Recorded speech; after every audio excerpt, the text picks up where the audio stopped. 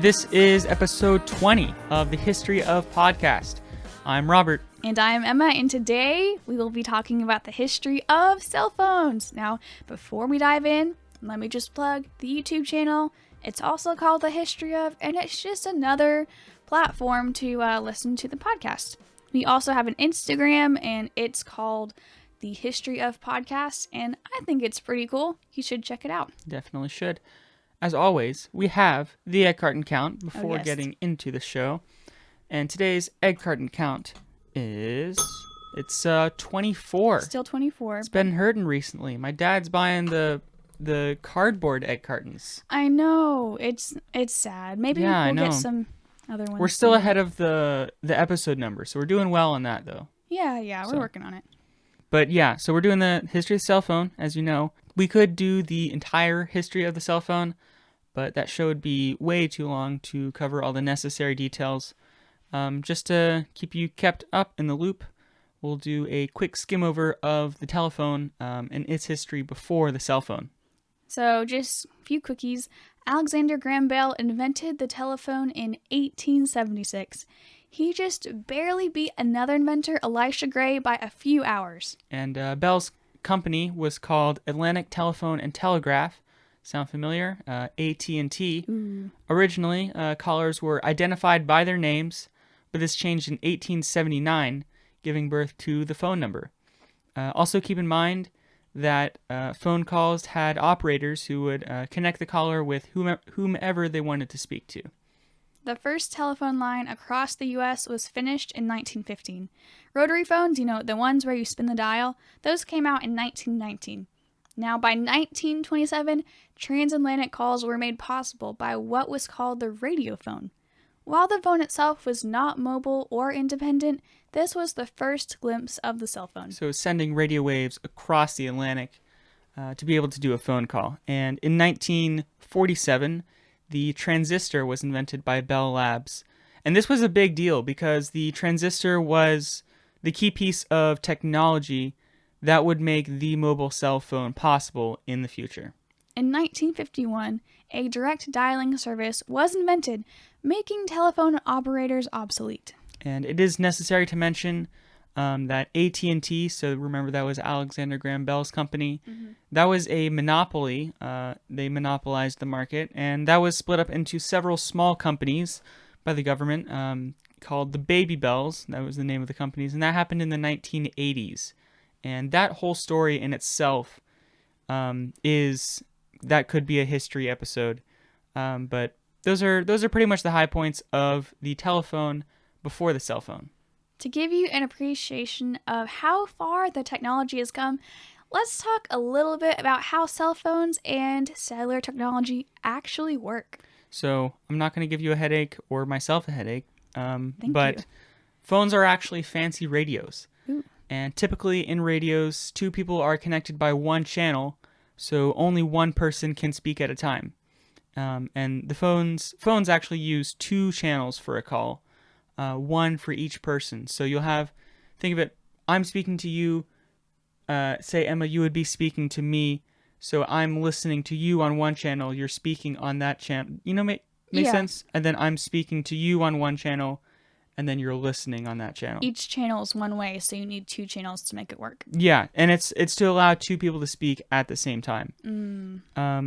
And cell phones use higher frequency than something like a ham radio, so more information can be carried over the signal, allowing for better sound quality. However, this higher frequency can't travel as far. It drops off quicker. So cellular towers need to be in between two callers. And like internet connections, so we talked about the internet, that was episode 9, but phone signals leapfrog from phone to tower to however many towers it needs to go to back to another phone. And think of it as just the towers replace the modems. If you want to hear that explanation, listen to episode 9, The History of the Internet. And the area that each cell tower covers is called it's called a cell. Makes That's why sense, they're called cellular towers, is each one is covered by a cell. Well, the first phone It wasn't the nicest looking thing. It actually looked like a brick. It's, I mean, I don't know if there's a better way to describe it. It was pretty clunky. Clunky. That's a good way to say it, yeah. It needed a 10-hour charge to last for a 30-minute call. And yeah, just imagine charging your phone for 10 hours just to call for 30 minutes. I would absolutely hate that. Yeah. The first cell phone call was made in 1973. And the cell phone weighed almost 2.5 pounds. I mean, that's almost how much as I curl at the gym. I mean, that's kind of what it comes with being that size. Okay, for the record, I curl a little more than 2.5 pounds. Anyway, this is only a proof of concept, and I believe the phone didn't actually come out to the market until 1983. We'll talk about that a little later. Yeah. But the beginning of cell phones was analog. Sometimes referred to as 1G, so that was the first generation. Second generation, except no one really referred to it as the first generation then because they didn't know there would be more generations. You know what I mean? Makes sense, yeah. But 2G, second generation, was the conversion from analog to digital. That happened in 1991. But back to the generation thing, so 3G was the generation of data. I'm used to seeing that whenever I'm in like Apache area and my phone will go to 3G. But in other words, the focus of 3G was less on calls and more on faster data. And all the generations since have been really for increased data speeds, higher bandwidth, which I read to do some research. I tried reading this book, and one of the chapters was called Bandwidth. The book was the history of the cell phone, so the chapter was called Bandwidth, and it gets into like ridiculously complicated stuff on the physics of how this works and the waves, and it can be represented by matrices, and it was making my head spin. Yes, so there is a use for math. Even I'm talking to all the humanities people out there. If you're wondering why math exists, well, this is one reason why. There was smoke coming out of my ears reading that. Oh, but gosh. All I'm going to say on cellular data is that it uses the same towers as cell phone calls, but instead of transferring calls, they're transferring information. Again, it's super complicated, and we'll talk more about 4, 5G, even 6G near the end. All right, back to the cell phone timeline. Mobile phones were never sold to the public until 1983 with the Motorola Dynatac. It looked a lot like the first cell phone, like we mentioned. It looked like a brick, and it cost, about $4,000. And just if I want to compare that to something, I could get a pretty nice used car off Craigslist. I mean, for think about new phones now that are infinitely better are a fourth of that. Yeah, no kidding. I mean, the price is going up slowly, but still. Yeah. And it was as basic a phone as you can get. And the cell phones weren't really small, so that one was still like a brick. Cell phones weren't really small, like the size you would think of as a normal flip phone, until 1989 with the Motorola MicroTac, and that was a flip phone. Can you tell Motorola was leading the market at this point? Yeah. In 1991, cell phone technology converted from analog to digital. And this was the second generation that we talked about earlier, 2G. So that was in 1991. And again, if I try to explain exactly how that works, the difference between analog and digital, both you, the listener, and I would get tired and confused.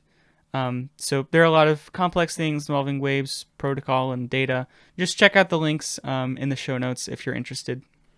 The more relatable thing, is the first text message was sent in 1992 by a guy named Neil Papworth. And the first message was, "Merry Christmas." I mean, that's very cheery and happy. Yeah. In 1996, Nokia released the first cell phone with internet access. It also had a keyboard, which was a first, and it was called the Communicator 9000. I feel like that'd be something you'd see on Star Trek, the Communicator 9000. Some say the T-Mobile Sidekick was the first to have the keyboard, but that's actually not true. And the cell phone keyboard, that's a big paradigm shift. Before that, you had T9. And that's where you press the numbers a certain number of times to get certain letters. And it's pretty frustrating. I remember doing that when I was in elementary school, and when my mom was driving, I would text for her and I'd have to press the buttons a certain number of times. It is so frustrating. It is. But Nokia, we talk about Nokia, a lot of Gen Zs, Zoomers, don't realize how big Nokia was. They were big in the 2000s too, not just the 90s. Yeah. Some other honorable mentions in the progression of the cell phone include the Sanyo SCP 5300, and it was released through Sprint in 2002. And this was the first phone with a camera. That's pretty impressive. And like the camera was garbage. I believe it was about 600 by 800 pixels. Oof. But you got to crawl before you can walk. Yeah. There was also the Motorola Razr, that was pretty popular for how thin it was, and we'll talk about kind of the new one a little bit later. So there was another phone at the time called the BlackBerry. Now, some people don't realize how popular that was. The BlackBerry helped to create the whole texting obsession, and we bring this up because it conflicted with the elephant in the room, the iPhone. The iPhone was first released in 2007, and it is necessary to mention that the iPod has actually been around since 2001. But it looks more like what we would refer to now as the iPod Nano. The original iPod actually didn't have a touch screen. It was, I'm talking about. It was pretty much music, and then not a whole lot beyond music. I believe the iPhone created the notion of the smartphone as we know it. It really started with the wave of the touchscreen phone. It was one of the first successful touchscreen phones that didn't have problems with the screen. And Apple was also getting into some deep water with the iPhone having easy internet connection.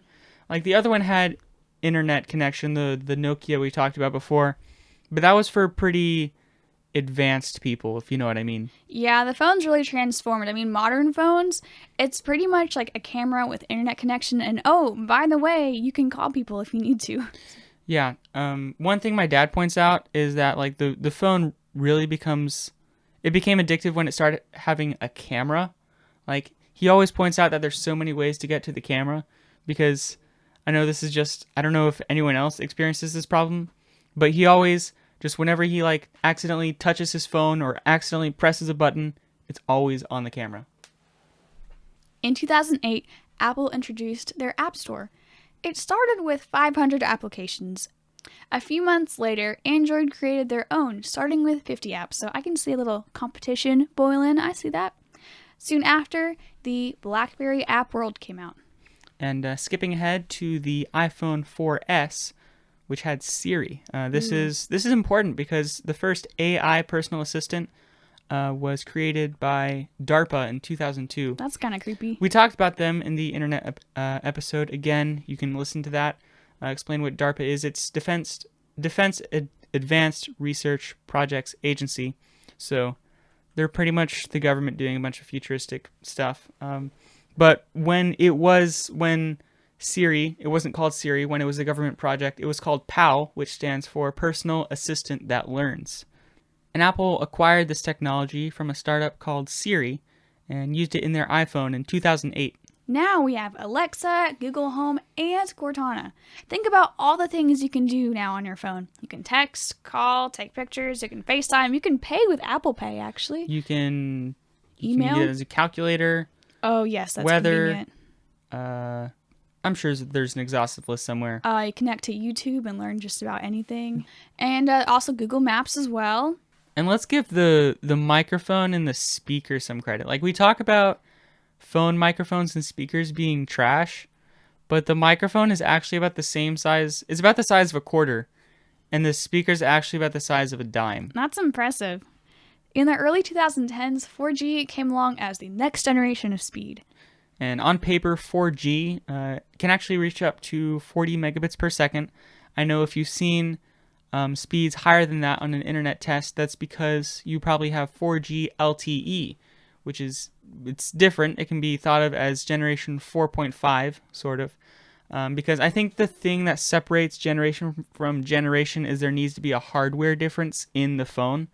And by the way, 4G LTE stands for long-term evolution. And in theory, 4G LTE can have speeds of up to 86 megabits per second. Much faster. Yeah, and so that's a next level up in speed, but not as much as 5G. Now, 5G takes us into the future of phones. And if your phone says 5GE, that is just fake. That is not real 5G, because your phone can't change from 4G to 5GE because it needs to have special hardware. There are a good amount of 5G phones out there. Just look for 5G at the end of the name or as advertised. Just make sure, like Robert said, it's not 5GE. And to carry more information, 5G signal, the signals need to be higher frequency, and these higher frequencies drop off quicker. Hence, more 5G towers are needed, and they need to be closer together. Still, 5G speeds are obnoxiously fast. We're talking up to 2 gigs per second. Dang. So there's a Marquez Brownlee video. I'm pretty sure I have it linked.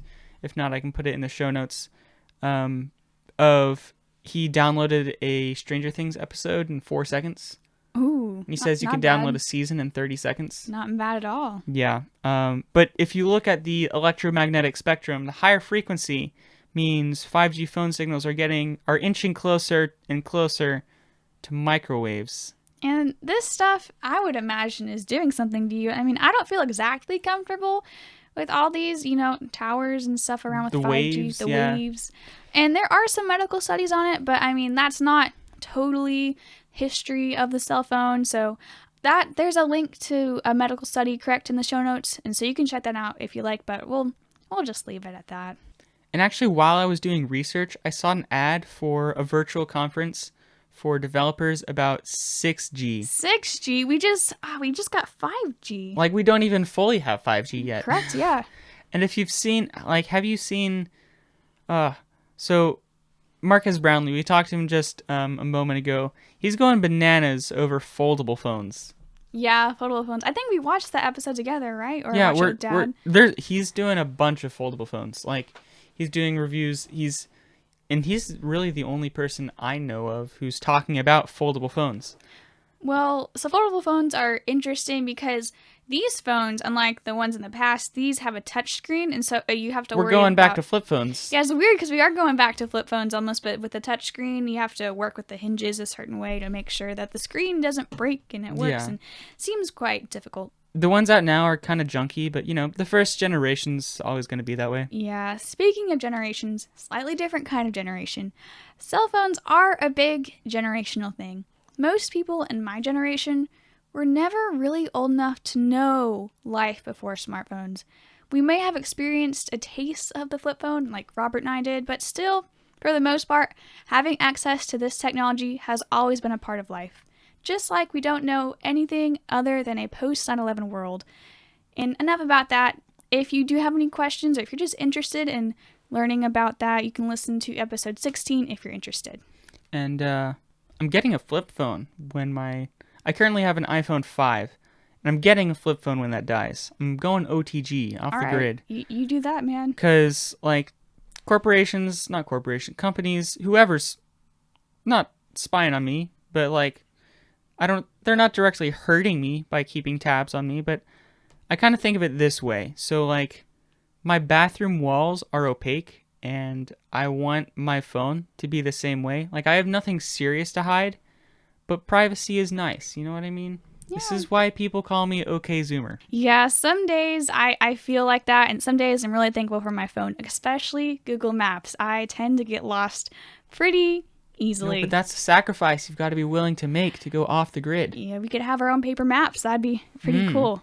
Well, regardless, cell phones have come a long way, and they have become integrated with the daily lives of millions and even billions around the world. Can you believe some countries even have more cell phones than people? It's amazing, and whether good or bad, cell phone innovation is not slowing down anytime soon. If you have any questions or comments about the information provided in this episode, please contact us at thehistoryof365@gmail.com.